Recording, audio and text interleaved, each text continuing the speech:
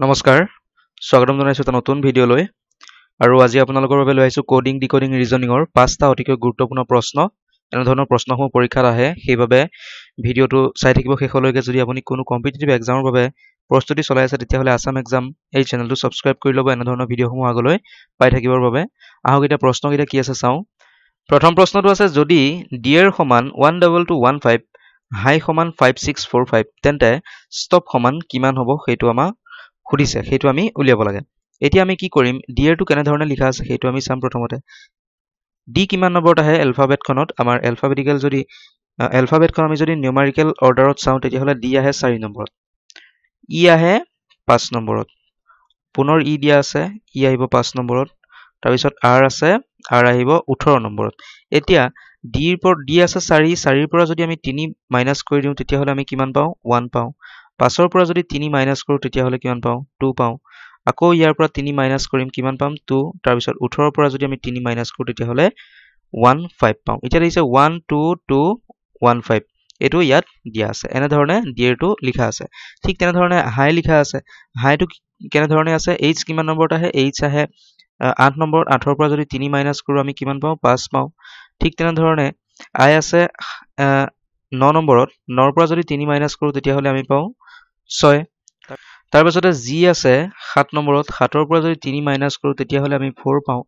ঠিক তেনে ধৰণে এইচ আছে 8 নম্বৰত 8 পৰা যদি আমি পুনৰ 3 মাইনাস কৰো তেতিয়াহলে কিমান পাওঁ 5 5 6 4 5 এটা নিশ্চয় আপুনি বুজি পাইছে যে এই দুটা কেনে ধৰণে লিখা আছে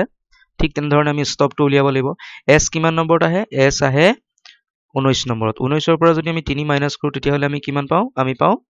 16 ঠিক তেনে ধৰণে টি আছে টি কিমান নম্বৰত আহে 20 নম্বৰত 20 পৰা যদি আমি 3 মাইনাস কৰো তেতিয়াহলে আমি পাওঁ 17 তাৰ পিছতে ও আছে ও কিমান নম্বৰত আহে ও আহে 15 নম্বৰত 15 পৰা যদি আমি 3 মাইনাস কৰো তেতিয়াহলে পাওঁ আমি 12 তাৰ পিছতে আহে পি পি আহে 16 নম্বৰত 16 পৰা 3 মাইনাস কৰো আমি পাওঁ 13 এতিয়া ইয়াত কি পালো 16171213 এই সংখ্যাটো ক'ত আছে আমি চাব লাগিব এটো ক'ত আছে আমি দেখিছো অপচন সি আছে 16171213 16171213 ইয়াতো আছে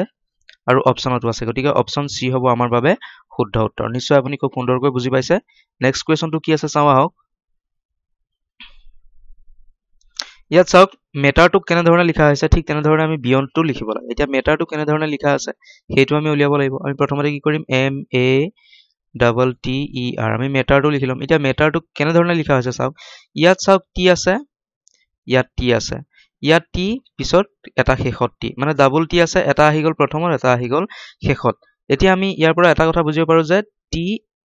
টিটোক ইয়াত লিখা হৈছে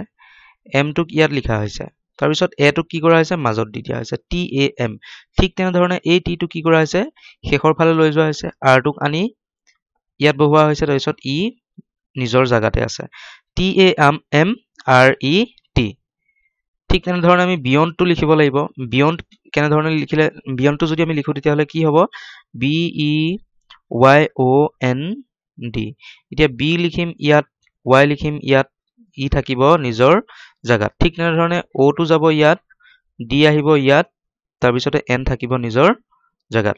Y E B D N O ক'ত আছে আমি চাম অপচন এত আছে গতিকে অপচন এ হ'ব আমাৰ বাবে শুদ্ধ উত্তৰ বিয়ণ্ড আমি এনে ধৰণে লিখিব লাগিব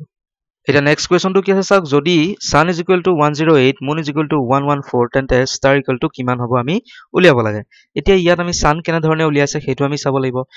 s u n আমি লিখিলম s u n এতিয়া s কিমান নম্বৰত আহে s আহে 19 u আহে 21 তাৰ পিছত n আহে 14 নম্বৰত n আহে 14 নম্বৰত এতিয়া আমি 19 21 আৰু 14 এই তিনটা আমি প্লাস কৰিব লাগিব এটা যদি প্লাস কৰো কিমান হ'ব 19 21 40 plus 14 54 এতিয়াত 54 হে আছে 54 নহয় কিন্তু ইয়াত 108 দিয়া আছে ইয়াক আমি কি কৰিব লাগিব 2 এৰে যদি পূৰণ কৰো 2 এৰে পূৰণ কৰি দিলে আমাৰ কিমান আহে 108 আহে ঠিক এনে ধৰণে আমি মুনটো কৰা আছে না হেতু চাব লাগিব নহলে আমি বেলেগ ট্ৰিক্স ইয়াত এপ্লাই কৰিব লাগিব এতিয়া মুন কেনে ধৰণে লিখা আছে চাওক এম কিমান নম্বৰত আহে মুনত এম আহে 13 নম্বৰত এম আহে 13 নম্বৰত তাৰ পিছত ও আহে 15 নম্বৰত ডাবল ও গতিকে দুটা 15 হ'ব ঠিক এনে ধৰণে n আহে 14 নম্বৰত এইটো আমি কি কৰিব লাগিব প্লাস কৰিম এতিয়া প্লাস কৰিলে কিমান হ'ব 57 * 2 কৰিলে হ'ব 114 ঠিক তেনে ধৰণে আমি স্টাৰটো কৰিব লাগিব স্টাৰটো s কিমান নম্বৰত আহে s আহে 19ত T আহে 20, A আহে 1 আৰু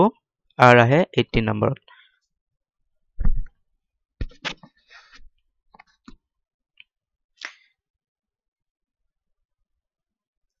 এতিয়া এই গোটেইকেইটা প্লাছ কৰিলে হ'ব 58 58ক যদি আমি 2ৰে পূৰণ কৰোঁ তেতিয়াহ'লে আমি কিমান পাওঁ আমি পাওঁ 116 116 আছে অপচন বি গতিকে অপচন বি হ'ব আমাৰ শুদ্ধ উত্তৰ ষ্টাৰ সমান কিমান হ'ব 116 হ'ব নেক্সট কুৱেশ্যনটো আছে 625 ইকুৱেল টু 1 879 ইকুৱেল টু 8 তেন্তে 785 ইকুৱেল টু কিমান হ'ব এতিয়া 625 কেনেধৰণে লিখা আছে সেইটো আমি চাব লাগিব ইয়াত আমি কি কৰিব পাৰোঁ ইয়াত চাওক 6 2 5 ইয়াত কেইটা সংখ্যা আছে এটা দুটা তিনটা এই শেষৰ যি দুটা সংখ্যা দিয়া আছে 2 আৰু 5 ইয়াক যদি আমি প্লাস কৰো 7 হয় এই 7 ৰ পৰা যদি আমি এই 6 টো মাইনাস কৰো তেতিয়া হলে আমি কিমান পাও 1 পাও আমি এনে ধৰণে 1 টো উলিয়াই ললো এতিয়া এই পদ্ধতিৰে আমি ইয়াত কৰি চাব লাগিব যে এটো কৰা আছে নে নাই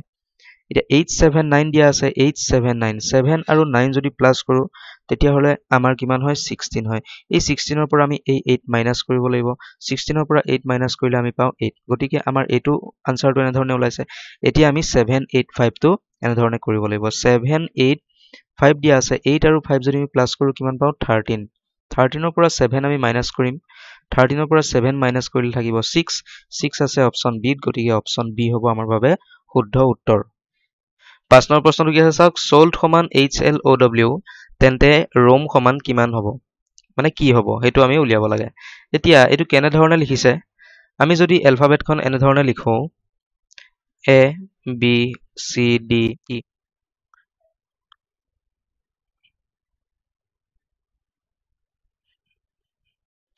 Y Z এলফাবেটখনত 26টা আখৰ থাকে 26টা 13টা যদি আমি এনে ধৰণে লিখি দিও M M ৰ লগে ইয়াত লিখিলো পিছত M ৰ পৰা উলুটাকৈ N O P Q R S T U V W X Y Z এনে ধৰণে লিখি ললো এতিয়া ইয়াত চাওক সোল্ট কেনে ধৰণে লিখা হৈছে S ৰ বিপৰীতে কি আখৰ আছে S ৰ বিপৰীতে H আখৰটো আহে S ৰ বিপৰীতে H আহে গতিকে ইয়াত H লিখা হৈছে ঠিক তেনে ধৰণে O ৰ বিপৰীতে L আহিছে চাওক O ৰ বিপৰীতে ইয়াত L আহিছে গতিকে L লিখিছে তাৰ পিছতে L ৰ বিপৰীতে O আহিছে গতিকে O লিখিছে D ৰ বিপৰীতে কি আহিছে W আহিছে D ৰ বিপৰীতে ইয়াত চাওক W আহিছে গতিকে ইয়াত W লিখা হৈছে ঠিক তেনে ধৰণে আমি ৰোমটো এনে ধৰণে একেই লিখিব লাগিব R ৰ বিপৰীতে কি আছে R টো ক'ত আছে চাওক R ৰ বিপৰীতে ইয়াত আছে I গতিকে আমি লিখিব লাগিব I তাৰ পিছত O আছে O ৰ বিপৰীতে কি হ'ব L I L তাৰ পিছতে M ৰ বিপৰীতে কি আছে N হ'ব ইয়াত তাৰ পিছতে E আছে E ৰ পিছত আছে E বিপৰীতে আছে V গতিকে ইয়াত আমি V বহাম I L N V code আছে অপচন সি আছে গতিকে অপচন সি হ'ব আমাৰ বাবে শুদ্ধ উত্তৰ অপচন সি হ'ব শুদ্ধ ৰোমৰ বিপৰীতে আমি লিখিব লাগিব I L N V নিশ্চয় আপুনি খুব ধুনীয়াকৈ বুজি পালে ৰিজনিংৰ প্ৰশ্নকেইটা আৰু এনে ধৰণৰ প্ৰশ্নসমূহ যদি আপুনি আৰু চাবলৈ বিচাৰে তেতিয়া হলে ভিডিওটো এটা লাইক কৰি দিয়ক সকলোৰে লগত শেয়াৰ কৰি দিয়ক আৰু চেনেলটোলৈ যদি নতুনকৈ আহিছে সাবস্ক্ৰাইব কৰি ল'ব ধন্যবাদ জয় অসম